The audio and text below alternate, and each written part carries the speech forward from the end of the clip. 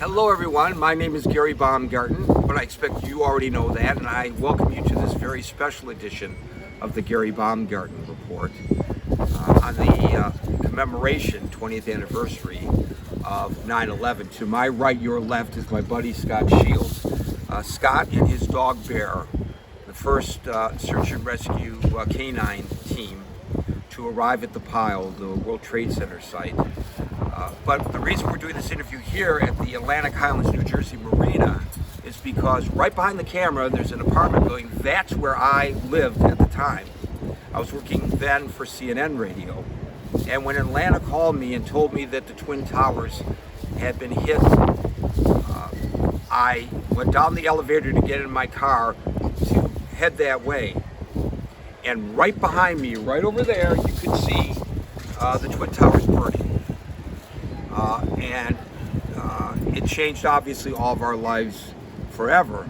But what's very interesting, and this is a story that is really undertold, because not only were you involved in the search efforts on that fateful day, you as a marine safety expert were involved in establishing the flotilla that very few people even know about.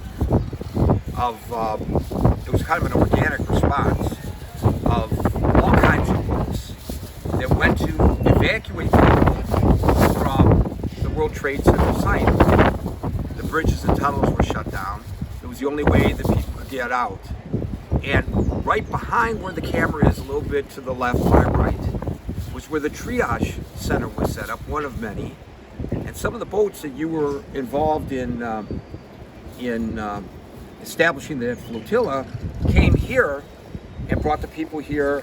There were paramedics to attend to their needs, and that was what I saw when I returned home after many hours at the scene. I came home and the area was all blocked off, and little did I know that you had at least a little bit of a part in that. Scott, welcome. Well, thanks, Gary. I'm sorry that we're getting together after too long a time for this reason, but I think it's very important that people know some of the stories of 9/11. You were actually in Connecticut when it happened, right? I made it down in 38 minutes on a trip that normally without traffic would take me an hour. First time in my life I ever had my truck leave the road. I got up on two tires coming down above the Spite and Dival. But the key thing I did those days, while everybody else was thinking about evacuating Manhattan by water, and they did what was actually the largest boat lift in history since Dunkirk. We got over 500,000 people out of Manhattan that day. But I had been in one of the triage centers having my search and rescue dog and myself treated for, our eyes were filled with ash.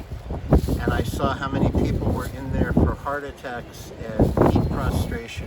And I asked one of the doctors, what's going on? We don't have that kind of injuries on the site.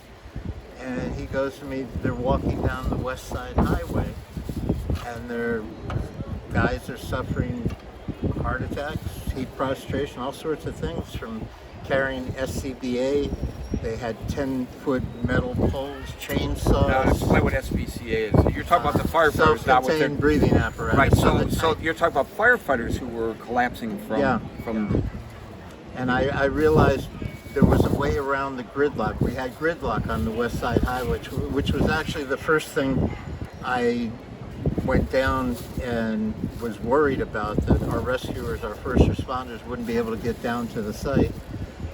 And I ran over to the Hudson River where I saw all the boats tied up, and I was looking for the one with the most antennas, and there was a Coast Guard ship, the Catherine Walker, there.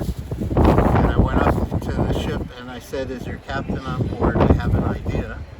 And I said, we have to bring our first responders down around the gridlock on the West Side Highway and bring them into the World Trade Center at North Cove. So we made a plan with the captain of the Catherine Walker to bring Coast Guard boats into this so they could find wherever the gridlock was ending, and as the day got longer and longer, the gridlock went up the West Side Highway. I always thought they should be calling it the Heroes Highway and we got Catherine Walker to organize the rescues using civilian boats mostly. And they came up and brought our rescuers down into North Cove, refreshed and ready to go to work, but they hadn't had to walk down those miles of the West Side Highway with all their equipment, their packs, and in the heat we had that day. You know, one of the interesting aspects related to that is I was told by CNN Radio in Atlanta to get there, of course, and I was flying, maybe not quite as recklessly as you were, but nobody was going to stop anybody from speeding on the Garden State Parkway and the New Jersey Turnpike because everybody was heading this way.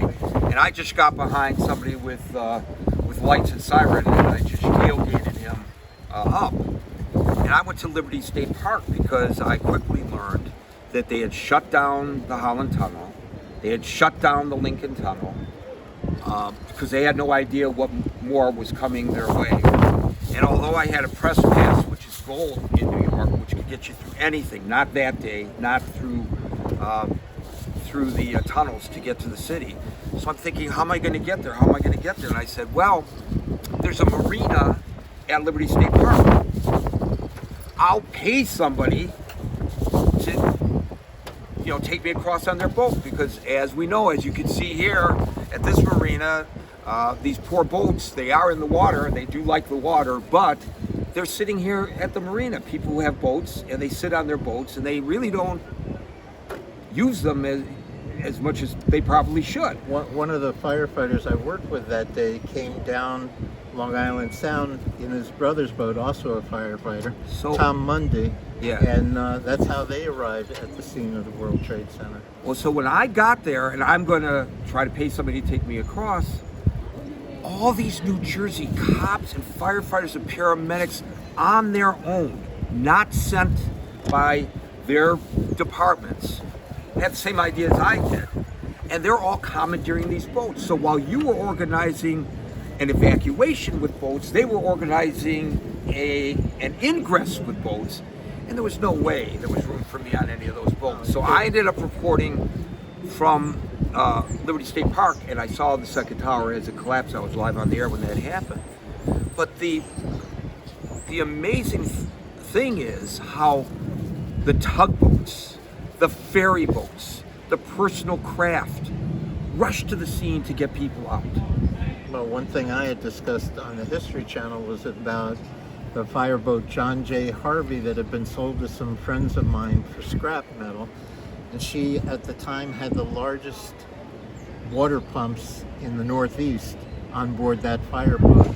And after evacuating people to New Jersey most of the morning, they asked her to come down to the Trade Center and tie up along the pier, and they started pumping water into the World Trade Center. We didn't have any water because when the buildings came down, it collapsed the whole water system. Yeah. And that's how we fought the fires for weeks at the World Trade A Center. decommissioned fireboat. Sold for scrap for $50,000 in the city of New York to a bunch of friends. It was funny, everywhere I looked, I was surrounded by friends. You were down there for a while. Yeah. Up until he broke his ankle. Well, that was like a week or 2 weeks later. Yeah. I was down but that's nothing heroic there. It's just. But I couldn't believe the biggest story of the That was a century. result of some of the debris that was on. I kind of thought at that time, seeing the devastation, that Lower Manhattan would never, ever, ever come back. But it has. Yeah. And it's more valuable now than it was then. And it speaks to the resiliency of New Yorkers in particular and Americans in general. At this point in time in our history when we are so divided, it's probably a good idea to kind of look at that. Let's talk very briefly about Ewan Bear, who was an unbelievable search and rescue dog. I'd like to say that this guy deserves the credit, but it was kind of in that dog's DNA. You didn't really formally train him, did you? He just knew what to do. He was formally trained, but I never thought he had that in him. He was always right. He never made a false positive day or night. We worked 18 hours a day. It wasn't my career. My career had been in marine safety in the city. I've been in charge of events in the harbor for the Parks Department. And I knew my dog was to become more important. Yeah, the dog was the hero more so than you. Oh, You know, yeah. you know. So, your dog is commemorated, remembered for finding. Unfortunately, they were deceased, but two very important people who died on the scene. Yeah. The first fire commissioner, William Feehan, whose family I was friends with, and chief of department Peter Gansey, both on the first day. And he just turned out to be an incredible search dog. I've been training him for years prior to 9/11, and we'd done a few things before, but nothing like this. Nobody had ever done anything like this before. People never appreciated the search dogs until that week. And speaking of search dogs, we'll introduce Oliver, who is the third generation now of golden retrievers that you have used as search and rescue dogs, and you formed the Bear Search and Rescue Foundation and Search and Rescue Foundation, in Bear's name. in Bear's name. So I want to talk finally about not just you specifically, because you suffer still today illnesses from 9/11, but 20 years later, you're not the only one. There are a lot of people who were there running into harm's way while the rest of everybody else is running away. That's why the fire department and the police department lost so many members who died because they ran into danger, and when the buildings collapsed, that was it. But there are a lot of people who are still suffering from respiratory problems. People that you and I know have died from various respiratory diseases, cancers, and so forth. Luckily, I haven't had cancer, but respiratory diseases, I've got one after another every night, wheezing, chest pains. But we were coughing up gray dust, the matter from the Trade Center, for years afterwards. Literally 3 or 4 years, I think. Most of us were coughing up the gray dust that was down there. And we still don't exactly know what was in there. Heavy Well, there were a lot of metals, toxins. A alkalines. lot of toxins went up in smoke, and then people breathed them. But at first they were Plastics. telling people to worry about the asbestos, and that was not the worst of the things No. that were in the Trade Center. No. Yeah. What's the takeaway in your mind? Be prepared. Fund those that rescue others. That we're all in this together. I mean, even the people that are thinking about COVID-19 and saying society will never recover. 100 years ago, we had just as bad a pandemic, and the world came back. And New York came back with a vengeance. And the thing is, we are all in this together, and stop all this infighting. Well said. I can't think of anything else to say because that really punctuates it. I want to thank you once again for what you did that day, what you've done since. A little anecdote is that the way Scott and I met, he was